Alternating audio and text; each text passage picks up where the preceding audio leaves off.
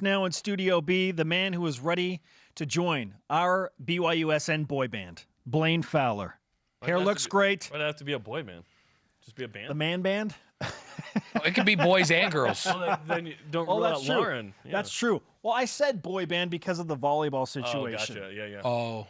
Yeah. But we can just be a band. Just a band, We can yeah. be what's that group from Sweden? I'm I don't. trying to think. ABBA? Thank you. We can be BYUSN's ABBA. If we're Literally don't know doing another. it, you know I'm a hip hop kid from New York. So Yes. the only thing is just Dave McCann cannot be in it because Dave thinks like a good dance beat is AC/DC. So he cannot be involved. Lay down the beat. Yeah. Okay, clear up the T-shirt just for everybody. Or the polo. This is the Stanford shirt. Stanford. Stanford I shirt, have a whole section of Stanford gear, and this is one of them. Explain why you have Stanford gear. Because my son-in-law Dallas was a star there, and we watch Stanford all the time. Now we had a little bit of a conflict with Stanford basketball and BYU in the NIT, but that wasn't a hard one. He didn't play basketball, so we were all in with BYU. But Stanford is our second favorite football program and second favorite school in the country behind BYU. Favorite Pac-12 school? Absolutely, not even close. Okay, who's your second favorite college basketball team besides BYU, Blaine? Well, right now Gonzaga. Okay. Well, yesterday before they lost, it was University of Maryland, Baltimore. I'm right there with you. Yeah. That was my Go favorite. Retrievers. How awesome was that? I mean, and if you're the Retrievers, come on, they're loyal, they're everything.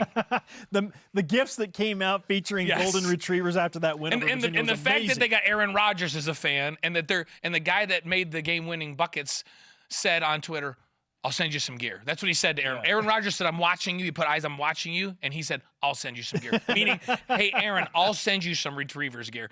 I became an instant fan. And then they DM, and Jarius Lyles is like, "Hey, can you pay for the shipping? Because Yeah, I'm a college exactly. kid, and you're a multimillionaire." I mean, makes sense. who wasn't rooting for those guys? History. They made history. That was my team. So they were my second favorite team just for a short period of time until yesterday. Right now, I'm a huge Zags fan. Huge Zags fan. Fourth Sweet 16 in a row. This is good for BYU because they've earned $510,000 roughly from the units that they acquire. But how does this affect the Gonzaga to the Mountain West rumor? Is it working in the West Coast Conference, or is this a bad thing? I don't know. No, I really believe that the rumor is leverage for Gonzaga because they deserve a bigger share of the money rights, just like BYU deserved a bigger share of the television rights back in the old Mountain West days on the football side of things.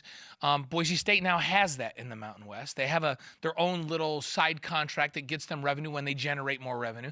If the Zags are going to the NCAA tournament every single year, and not just going, but advancing to the championship game last year, then they deserve to get a bigger piece of what they're getting or what they're generating. I think this is leverage. They got to be careful what they wish for, and I don't know that they're really wishing to go over there. Remember, I covered that league for ESPN, and this is a down year. But San Diego State's really good, beat them this year, and everybody's back. They're all freshmen and sophomores.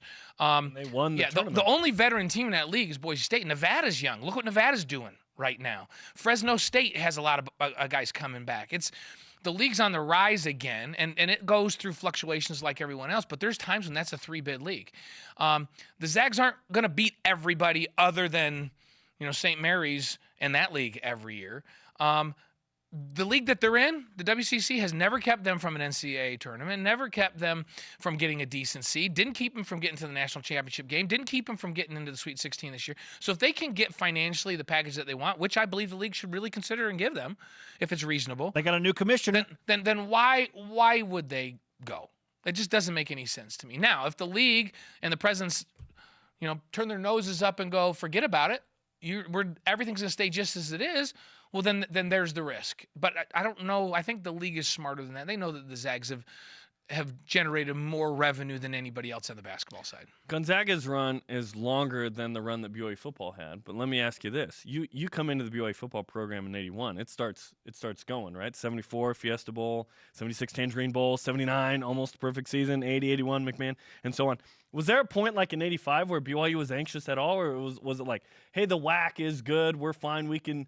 Because what BYU football did is what Gonzaga is sort of doing in hoops, right? Nationally, small conference, we can still be nationally relevant. Robbie Bosco and I used to say, we in our dorm room when we were together, we go, man, we just don't want to be the guy that starts at quarterback for the first time when we actually lose a conference championship. We don't want to be remembered for Yeah. that. And thank goodness, like, we made it through our time, and we never didn't win a championship while I was there. So from 81 to 85, we won a championship every year. But Lavelle was, he was smart enough to see that, you know what, we can be nationally relevant in this league. We can compete in this league. We can be nationally ranked in this league. Now it was different, and there was a big disparity, but not a humongous disparity in revenue like there is now between the big schools, the P5 schools, and the others, the group of whatever it is. What is the group of five? Yeah, the group of five. There's such a disparity now, and I think BYU would have been fine in the Mountain West if they'd gotten a few of the things that they wanted from a television perspective. And I mean, think about what that league could have been had Utah, TCU stayed, and they bring Boise State. Fresno's kind of back right now. San Diego State is on the rise and has played well. That'd be as good as a lot of the P5 leagues right now if those schools had stayed. And so back when I was playing, I don't think there was that much angst. I don't think there was a lot of angst for BYU until Utah's going and they're asking for things, and the rest of the league is going no, and so they were kind of forced to make a decision that was better for them, and they went. Now let's hope that Gonzaga isn't forced to make a decision that's better than them. Let's hope that the league works with them and they come up with a fair solution and they end up getting what they should get and they stay in the league. What do I think? I think that that's more likely than not. Yeah, my personal opinion, BYU never would have left the Mountain West Conference had they received what Boise State is getting right now. BYU's timing was poor. Like, it was just too early. Yeah. And they didn't get it, and Boise State got it. Yep. Well, and Boise State got it on the heels of, oh, man, we lost BYU. TCU's out. Utah's out. We've got to get a big-name football program with some national credibility, we're going to have to rally around and maybe give them a little bit something. So it was on the heels of that. They had learned, and they were willing to negotiate with Boise State at that time. The landscape ever fluctuating, not just in college football, but in college basketball now when you look at Gonzaga. Meanwhile, BYU basketball has a fluctuating situation of their own within the coaching staff. Gone is Heath Schroyer. He's the head coach at McNeese State now, that announced last week. What was your initial reaction to the news that Heath was one and done at BYU? I was excited for Heath because he's one of my good friends in coaching. And, I covered him when he was the head coach at Wyoming and when he's been an assistant coach. So I have a very good relationship with Heath, and I have tremendous respect for what he brings. So I was really happy for Heath. That was my first thought. My second thought was, that's not an easy place to win, so I wish him good luck with that. They've had a history of poor performance. And my third thing was, man, it wasn't long enough. Because I feel like he helped. I think Dave Rose made a decision that he wanted to make a culture change in the way they approach things. And he specifically handpicked Heath to help him do that. And then they were on this path together where he and Heath were on the same page of what they needed to do. And now all of a sudden Heath is gone. Dave's got to continue on. So he's got to find somebody that can fill that role and go arm in arm with him like Heath was to change the culture. I was just hoping we could keep him for 2 years. My best hope was that we keep him for 2 years and fully integrate what they were doing. Now the question is, who do you bring in? Because Heath was the X's and O's guy on not just offense, but defense. So how does BYU split that up? How does BYU make those assignments? Is it one guy that comes in? Who's the enforcer, the accountability guy? It's big shoes to fill here. Yeah, and I think that the last part about what you said is the most important thing, and that is, all these guys are smart guys. Tim and Quincy, these guys, they all are really smart. They all understand the X's and O's and what they were trying to do this last year. Now, Heath had brought some of the things he learned at North Carolina State and his time in Wyoming and everywhere he had been to this, and they had this, he and Dave putting their heads together and coming up with what they wanted to do. But the rest of that staff knows from a X's and O's perspective what they want to do moving forward. The big gap is, Heath is a commanding presence. Like, he's got a lot of street credibility with the kids, and when he gets out there and starts barking with his big voice, and these kids fall in line and do what they're supposed to do. He's very good at holding people accountable. And so I think for Dave, he needs to go out and find somebody that's a voice that will command respect and that will bring kind of that edge where I don't care if you don't do what I ask you to do, then you're going to sit down right here next to me and you won't play. They need that. And to me, that's the bigger thing, not the X's and O's, because I think he was here long enough that they all understand what they want to do from an X's and O's perspective. But does BYU want to go back to the run and gun kind of Dave Rose traditional offense, or do they play defense more? Do they slow it down again? There wasn't a major change in the season result, right? Right, and I think because in the first season doing this, there were some ups and downs, so there were some lapses. But I think as you step back and look at it, you go, yeah, this is the right direction. To win and to lose fewer games on the road, you have to be able to shut people down when you're not making shots on the road.